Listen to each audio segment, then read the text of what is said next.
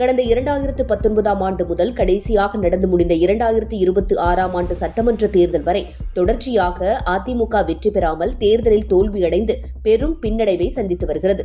இருப்பினும் இத்தனை ஆண்டுகள் தோல்வியை சந்தித்தாலும் கூட எப்படியாவது எதிர்க்கட்சி பதவியிலாவது அதிமுக அமர்ந்துவிடும். ஆனால் இந்த முறை நடந்து முடிந்த சட்டமன்ற தேர்தலில் எதிர்க்கட்சி பதவியை திமுக பறித்துக் கொண்ட நிலையில் அதிமுகவிற்கு எதிர்க்கட்சியாக இருக்கும் தகுதி கூட கிடைக்கவில்லை. இதே நிலை தொடர்ந்தால் அதிமுக இருந்த இடமே தெரியாமல் போய்விடும் என்ற அச்சத்தில் அதிகளவில் தொண்டர்கள் இருந்து வருகின்றனர். இப்படி எடப்பாடி பழனிசாமி தலைமையிலான அதிமுக தொடர்ச்சியாக தேர்தல்களில் தோல்வி அடைந்து பெரும் பின்னடைவை சந்தித்து வருகிறது.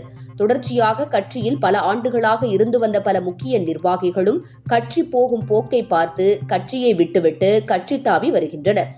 ஏற்கனவே கட்சி பின்னடைவை சந்தித்து வரும் நிலையில் இதுபோன்ற முக்கிய நிர்வாகிகளும் அதிமுகவை விட்டு வெளியேறி வருகின்றனர். இந்த நிலையில் எடப்பாடி பழனிசாமி தற்போது ஈரோட்டில் ஒரு கூட்டம் போட்டிருக்கிறார்.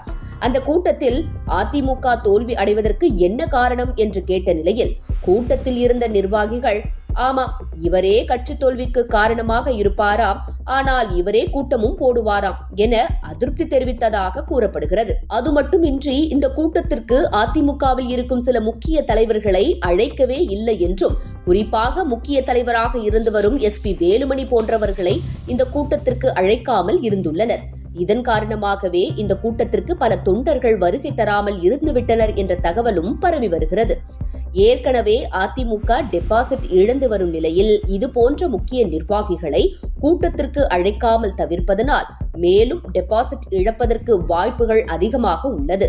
இதே நிலை தொடர்ந்து அதிமுகவின் தலைவராக எடப்பாடி பழனிசாமி இருந்து வந்தால் எதிர்காலத்தில் வரும் தேர்தல்களிலும் கண்டிப்பாக அதிமுக தோல்வியையே சந்திக்கும் என அரசியல் வட்டாரங்களில் பேசப்பட்டு வருகிறது.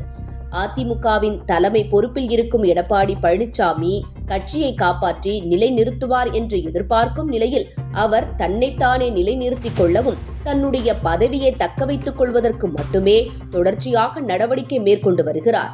இதே நிலை தொடர்ந்து நடந்து வந்தால் நிச்சயம் அதிமுக பெரும் வீழ்ச்சியை சந்திக்கும் நிலை ஏற்படும் என்று பலரும் தங்களுடைய கருத்துக்களை தெரிவித்து வருகின்றனர்.